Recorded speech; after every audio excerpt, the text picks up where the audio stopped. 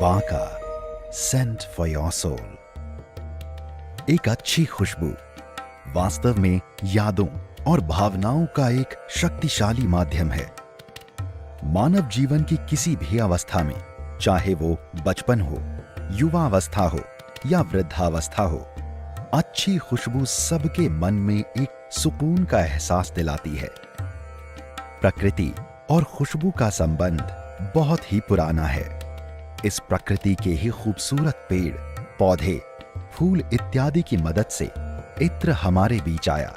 इत्र यानी खुशबू का एक बेहतरीन पर्याय। हमारे भारतीय महाकाव्यों में सुगंध और इत्र का उल्लेख मिलता है। इत्र को अतर भी कहा जाता है, जो अरबी भाषा से लिया गया है। इत्र की उत्पत्ति के बारे में कई कहानियां हैं। भारत में इत्र का इतिहास उत्तर प्रदेश के एक छोटे से शहर कन्नौज के इतिहास से जुड़ा हुआ है।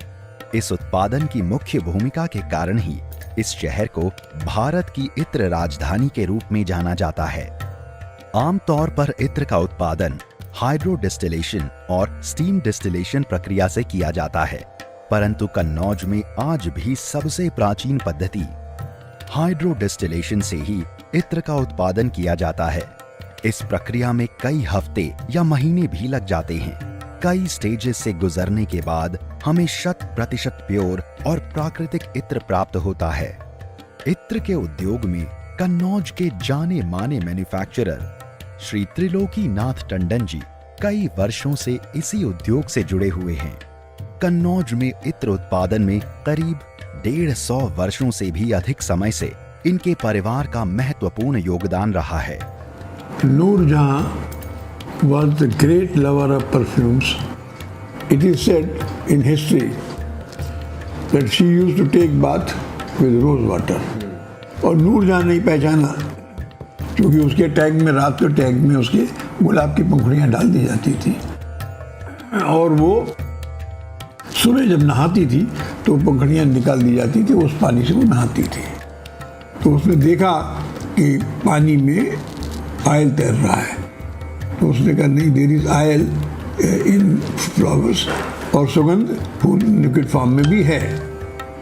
और उसको, क्योंकि वो इतनी ज़्यादा शौकीन थी कि उसके लिए इतर बनाने वाले 2 लोग कन्नौज के थे जो उसके लिए इतर बनाते थे। श्री त्रिलोकी नाथ टंडन जी के सानिध्य में इस विरासत को आगे बढ़ाने की दिशा में श्री सुमित टंडन जी और बांका परफ्यूम्स के ओनर श्री गौरव मेहरा जी भी इत्र के इस उद्योग में कदम बढ़ा चुके हैं। नेचुरल इत्र बनाने का पुराना प्रोसेस कन्नौज में आज भी चलता जा रहा है। इस प्रोसेस में एक बहुत ही इम्पोर्टेंट चीज है कि फूलों को सूर्योदय से पहले ही तोड़ लेना चाहिए। इस पूरे प्रोसेस में आज भी कन्नौज में कोई बिजली का उपयोग नहीं होता। गौरव मेहरा बताते हैं, इसमें बहुत ही धैर्य की आवश्यकता होती है। लगातार कंसंट्रेशन के साथ सब्र और एफर्ट का होना जरूरी है, नहीं तो रिजल्ट विपरीत भी जा सकता है। यहाँ मेहंदी या हिना के फूलों को प्रोसेस किया जा रहा है। फूलों को इकट्ठा करने के बाद इसे तौला जाता है, क्योंकि प्योर और बेहतरीन इत्र के उत्पादन के लिए इसका सही अनुपात में होना बहुत ही जरूरी है। इसके बाद फूलों को डेग में डाला जाता है। इसके बाद डेग को ढककर चिकनी मिट्टी को गीला करके चारों तरफ से लगाया जाता है। मिट्टी से बनी हुई पारंपरिक भट्टी को जलाया जाता है।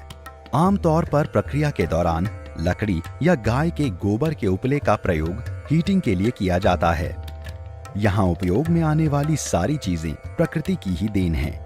इसी कारण से इस पूरे प्रोसेस को प्राकृतिक कहा जाता है और यहाँ मिलने वाली इत्र को प्राकृतिक इत्र कहते हैं। अब जब इसमें स्टीम अथवा भाप का निकलना शुरू होता है तो उसे बांस के हॉलो पाइप की मदद से भपका में इकट्ठा किया जाता है। यहाँ ये बहुत जरूरी है कि समय समय पर सभी कंटेनर्स का तापमान देखते रहना चाहिए। भपका को इतना ठंडा रखना होगा जिससे वो स्टीम वापस लिक्विड में इकट्ठा होता जाए। कड़ी मेहनत और लगन से इत्र बनाने के बाद बारी आती है इसे संभालने की, यानी बॉटलिंग और पैकेजिंग की। प्राकृतिक इत्र की कीमत काफी अधिक होती है, इसका इतना महंगा होना जायज भी है। प्रकृति में तरह तरह के फूल होते हैं, तो उससे बनने वाले इत्र भी कई तरह के होते हैं। मनमथ हिना, मनमथ शमामा जैसे इत्र का उपयोग सर्दियों में किया जाता है, क्योंकि ऐसा माना जाता है कि वे शरीर के तापमान को बढ़ाते हैं। इसी तरह मनमथ जास्मिन, मनमथ खस, मनमथ केवड़ा, मनमथ मोतिया, मनमथ रजनीगंधा, मनमथ मिट्टी जैसे इत्र गर्मियों में उपयोग किए जाते हैं। ऐसे ही एक छोटा सा सफेद फूल होता है मॉलसिरी। इसका इत्र बहुत ही मनमोहक होता है। मनमथ मॉलसिरी इत्र के उत्पादक भारतवर्ष में गिने चुने ही हैं। उन्हीं में से एक हैं बांका। मनमथ मॉलसिरी के लिए उन्हें भारत का पायनियर कहा जा सकता है। मॉलसिरी का जो फूल है बहुत छोटा सा फूल होता है, सफ़ेद, और वो जब सूख जाता है तो ब्राउन हो जाता है। और ख़ास बात मौसरी के फूल में ये है कि वो सूखने के बाद भी अपनी खुशबू नहीं छोड़ता है, और उसका इतर खुशबू जब सूख जाता है तो भी बनाया जा सकता है, फ्रेश में भी बनाया जाता है। जब वो सूख जाता है तो उसको दोबारा फ्रेश कर लेते हैं, पानी में भिगो देते हैं, रात में भिगोया, सुबह उसको वो फ्रेश हो जाएगा। क्योंकि इसका फ्लावर कन्नौज में बहुत थोड़ा ना के बराबर होता है। We are getting it from south, mainly from Hyderabad, और वहाँ से आता है, तो वहाँ से सूखे फूल आता है।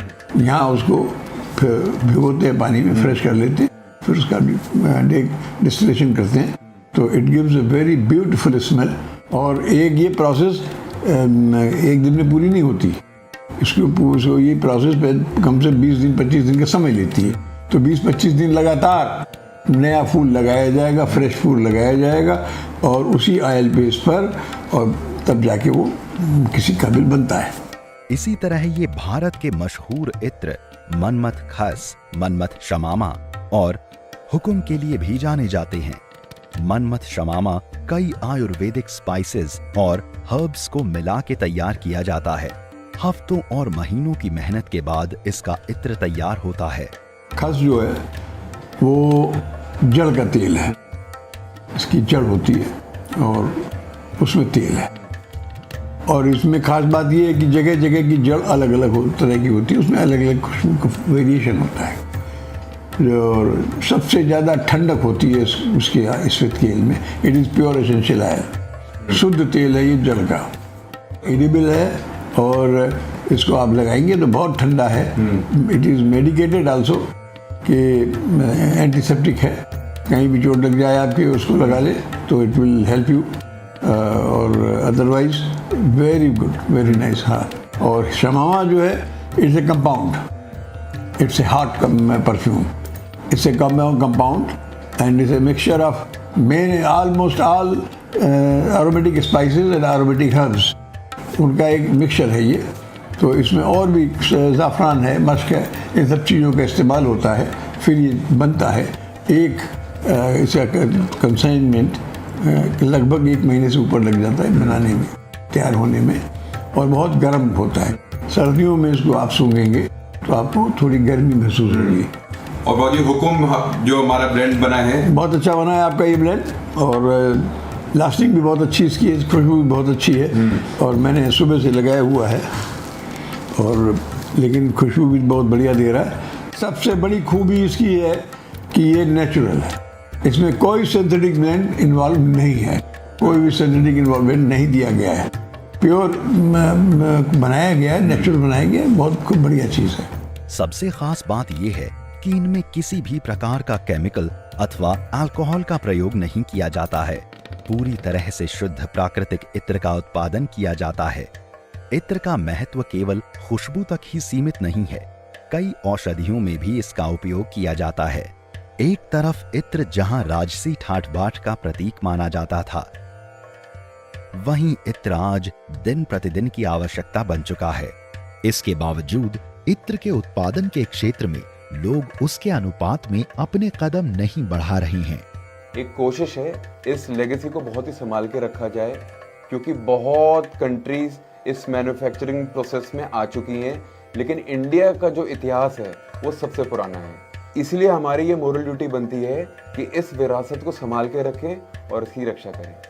कई पीढ़ियों का योगदान और अथक परिश्रम ही है जिसने भारतवर्ष की खुशबू की इस विरासत को जीवित रखा हुआ है, उन भावनाओं को जीवित रखा हुआ है, उस एहसास को जीवित रखा हुआ है। बांका 5 पीढ़ियों से आत्मिक सौंदर्य का प्रतीक।